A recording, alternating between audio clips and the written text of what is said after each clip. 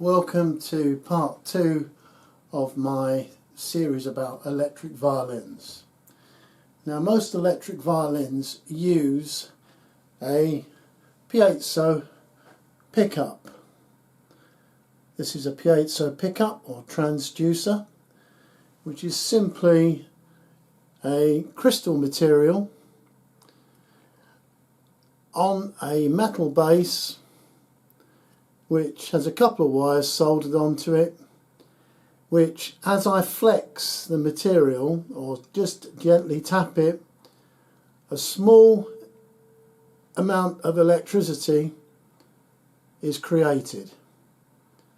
So crystal, this particular crystal, this piezo crystal, which can be a number of different materials, but this particular one has this effect of being able to create a small amount of electrical charge just by bending the surface. Now, if you imagine sticking that onto a violin body, such as the one here,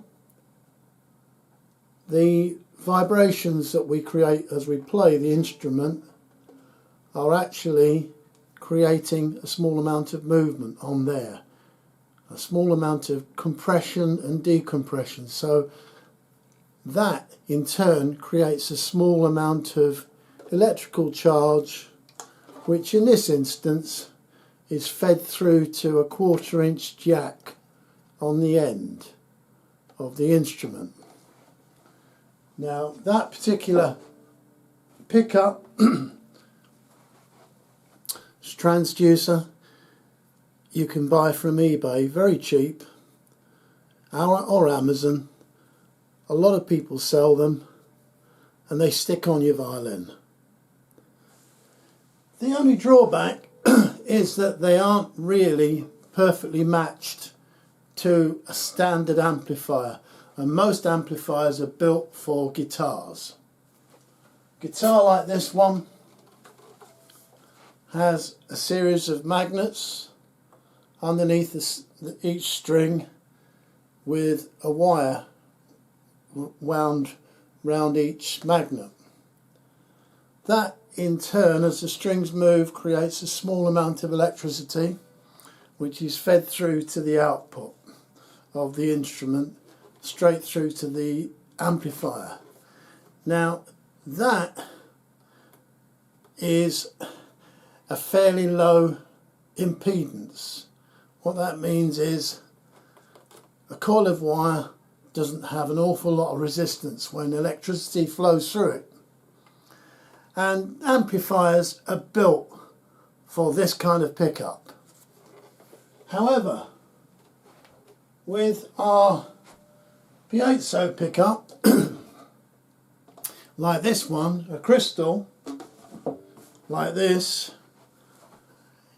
has a very high resistance. So in other words, electricity struggles to get through this. It's quite difficult to get through it, and consequently it's called high impedance, doesn't really match an amplifier. So what it means in layman's terms is this: if you use a piezo pickup like this, you tend to get a screechy sound. You lose a lot of the lower frequencies, which is why these kind of pickups need an awful lot of sorting out.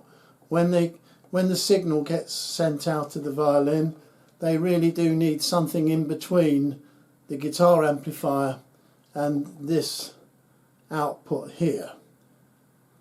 Something that will balance the pickup output to the amplifier.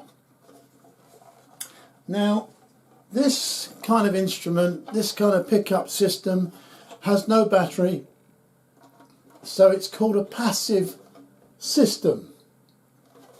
No battery whatsoever. The piezo creates a very, very small, tiny amount of electricity. As it's compressed and moved around by the sound, the the vibrations on the body creates a tiny little fluctuation in electrical charge, both negative and positive, and that is what is sent out of there.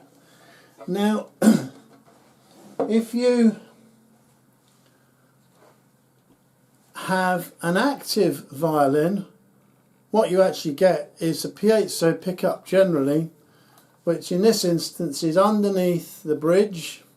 It's a strip of the same material, the same crystal material that you saw before, but this time that small signal, a little bit of electricity, is sent into a preamplifier. This thing here.